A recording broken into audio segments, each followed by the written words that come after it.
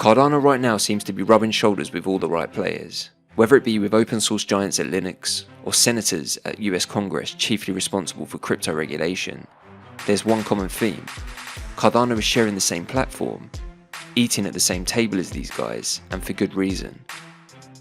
When you have a product as superior as Cardano, where so much thought and consideration has gone into building the protocol and community behind it, this naturally results in forming the kind of relationships that set you up to be the biggest player for the next decade and beyond. As our minds once again today turn to regulation, with Charles about to testify for blockchain as a whole, you can look at this from the viewpoint of a professional boxer. When he or she steps into the ring, they know there's a chance you can get hurt, but with the right preparation, skills and game plan, the chances of this are massively reduced.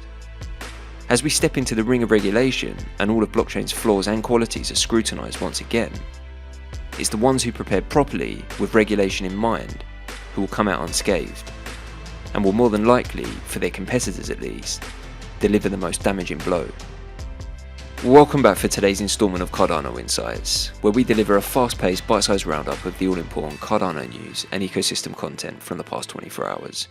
Join me as I explore exactly what's been happening at the very pulse of Cardano. So let's get straight into it. First up, and on the day where Charles speaks in front of the House of US Representatives on the future of digital asset regulation, Senator Lummis, who you know is responsible for the Lummis and Gillibrand bill, shared this tweet writing, "The digital asset industry was built by individuals and will continue to be sustained by individuals. That's why Senator Gillibrand and I want input from the grassroots. If you have constructive thoughts on our legislation, make your voice heard," and shared the link to the Responsible Financial Innovation Act on GitHub. Personally, I like the phrasing of this message. Acknowledging the digital asset industry was built by and will continue to be sustained by individuals is important. Now, some will argue that they don't want government anywhere near crypto, but regulation is coming whether we like it or not, and if you truly believe in crypto and have visions of it being adopted globally, then regulation is going to play a big part in this. I thought it was also unique that Lummis used GitHub as a medium to connect the blockchain community to somewhat affect or at least put forward constructive feedback that may go towards shaping regulation. Whilst this may seem a small gesture, it's progress like this that's going to get us where we need to be later on down the road. Regulation on its own won't stifle crypto or innovation. It's bad regulation that will stifle crypto and innovation. So from this perspective, having senators like Lummis, who seem very open to maintaining the core values of blockchain and doing their best to make regulation an inclusive process, is at the very least promising for what the future holds. Next, and yesterday we discussed the Linux Foundation, and more specifically the fireside chat between Dirk Hohndel and Linus Torvalds at the Open Source Summit. Well, shortly after making that video, we got this announcement from the Cardano Foundation. Big announcement, the Cardano Foundation has joined the Linux Foundation as a gold member to enable mass innovation through open source. This is really big news, and I think many in the crypto space don't even realise how much of an impact relationships like this are going to have on global adoption for Cardano. They really are making the big moves. Whilst many blockchains think about the here and now, Cardano is always looking into the future, marrying where the space is heading with what will be required when they get there, and this truly demonstrates visionary thinking. In fact, a move like this in blockchain is pretty much unprecedented, and very few get to share a platform with the Linux Foundation. This kind of relationship requires an immense level of commitment to evolving technology. In a fairly short time frame, we could see the Cardano nodes being installed on any Linux machine, literally with one click, resulting in any Linux user being able to process Cardano transactions and/or interact with the blockchain. This opens up worlds of possibilities, for example native dApps on Unix being directly connected to Cardano. The Cardano Foundation gave us this blog post in announcing the membership. Dirk Hohndel said, "Open source is about communities, it's about bringing together people from different companies, countries and backgrounds. The Cardano Foundation is focused on driving the adoption of blockchain technology, and we strongly believe that building a vibrant open source community around our technology is a key part to achieving that goal. The Linux Foundation and its outstanding track record as a facilitator of collaboration around interest in open source technology is a perfect place for us to be." The Linux Foundation's Executive Director, Jim Zemlin, meanwhile noted that the Cardano Foundation represents a natural path to adoption of blockchain technologies to enable decentralized computing across a diverse set of applications. With Dirk leading Cardano's open source ecosystem and the strong community already supporting this work, we're excited to bring to bear our resources to build together into the future. This membership also marks another first in that the Cardano Foundation being the only non-profit organisation active at this level of membership.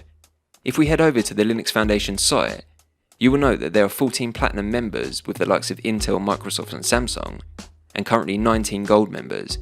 As you can see, the Cardano Foundation logo is officially listed amongst some pretty mammoth organisations like Google, Sony and Cisco, to name but a few. I've linked the announcement and the Linux Foundation members page in the description below if you want to take a look.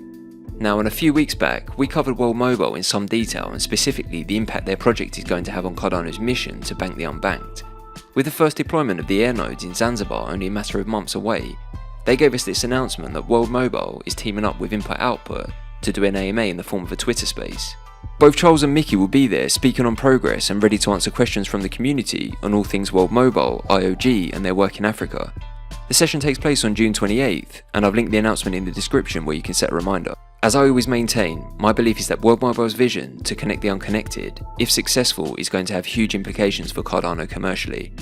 Tapping into a large population of people that is so far untouched by any other blockchain presents an opportunity that is not only much needed for humanity, but is going to grow the users on Cardano significantly, enhancing its global reach and positive influence worldwide. Next up, when we go to SwissBorg, you will know SwissBorg is a leading digital asset platform, and until now, Cardano, or specifically ADA, hasn't been made available to its user base. SwissBorg holds rounds of token voting, where their community decides the roadmap and can vote to which assets are listed next. Yesterday we got this news, which is another great example of how the sentiment is not only changing towards Cardano, but the wider marketplace is now waking up, showing more signs that you can see where this is all heading. They announced the community decides Cardano ADA is the big winner, and when they say big, this is not meant lightly. If you take a look through the article, they lay out exactly why this, opposed to many other votes held, is different. So when it comes to token voting, SwissBorg is using a members and tier-based system in gathering the votes, and this vote specifically is the third round of token voting at SwissBorg. They announced a whopping 6,928 premium members cast their vote for the token they wanted listed next on the SwissBorg app. The big turnout in the middle of the bear market motivates and makes them proud. They went on to state that what's new and exciting about this vote is that more community members were able to participate with the addition of 2 new tiers, including one that was much more affordable. They opened the token voting rights to a much wider demographic of app users. As you can see from the chart, the overwhelming majority of their premium members, a whopping 3,003 or 41%, voted for Cardano. Amongst others, notably Algorand also featured as a consideration, and being a direct competitor of Cardano in terms of its technology, it's good to see that from a market appetite point of view, Cardano came out on top, 41% against 8.2%, who voted in favour of Algorand.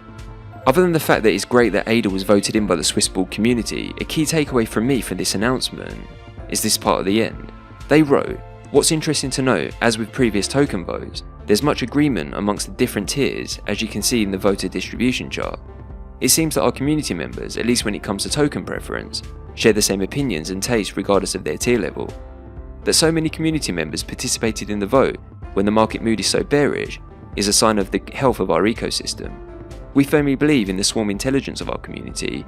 That is why we lend them a listening ear as we scale our company and apps. Their choices in this round of voting indicate the SwissBorg community's strong grasp of the market and the trends that guide it." Now this is pretty interesting and gives us some food for thought.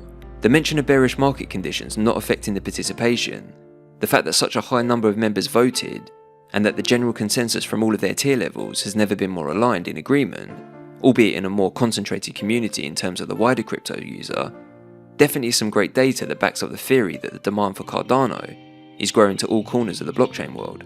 Now I may be reading into this a little too deep, but the line specifically, their choices in this round of voting indicate the SwissBorg community's strong grasp of the market and the trends that guide it, also leads me to believe that SwissBorg themselves have a great grasp on where the markets are heading, and seem as excited as a community to be listing ADA. Anyway, I've linked the full article below for you to take a closer look.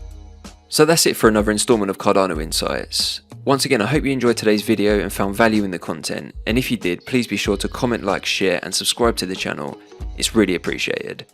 We'll be back soon with your daily roundup, and until then, thanks for watching, have a great day, and as always, keep it Cardano.